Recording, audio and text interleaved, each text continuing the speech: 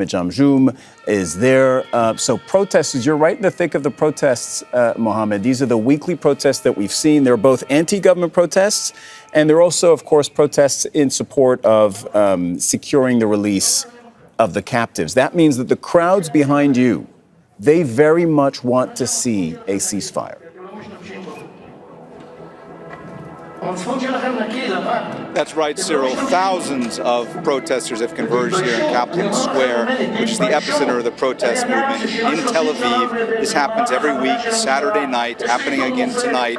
You see them behind us. Just a couple of moments ago, you had the singing of the national anthem. Before that, you had a moment of silence for captives who were killed in Gaza during the war.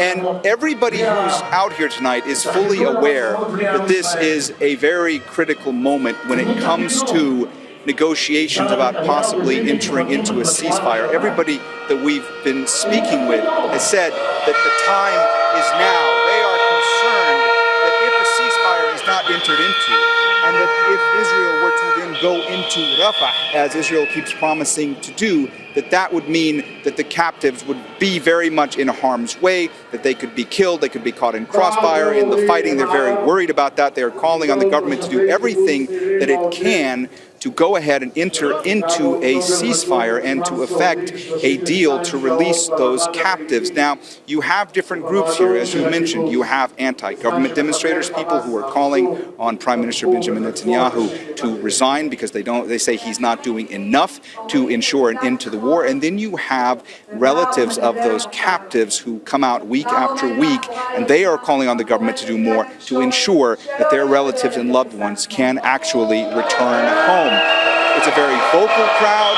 We've heard numerous speakers already say that they don't believe that the government is doing enough. They want to see as many people as possible out here tonight to try to put as much pressure on the government as possible so that the government will listen to their demands. To that end, this is not the only protest site in the country on this Saturday evening. At this moment, we're told there are also protests that are happening in Haifa and also in Caesarea, which is where the Prime Minister, Benjamin Netanyahu, has a residence. It's expected that there will also be protests in other cities throughout the country. So it's a very fraught moment. People very much aware this is a very critical time and that this could very much really just what happens tonight in the hours ahead could very much impact what happens to the captives going forward. Cyril?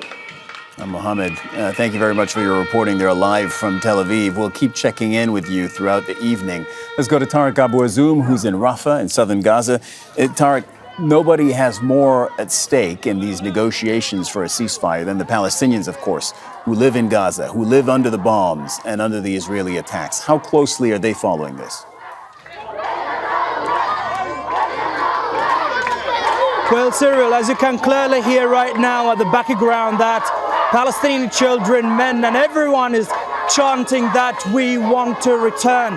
We want to have Hodna, which means a ceasefire agreement. They have been chanting this for a couple of hours ago, and right now they have been re-chanting as they are completely optimistic about this round of negotiations to be made that is ongoing in Cairo between Hamas and Israel.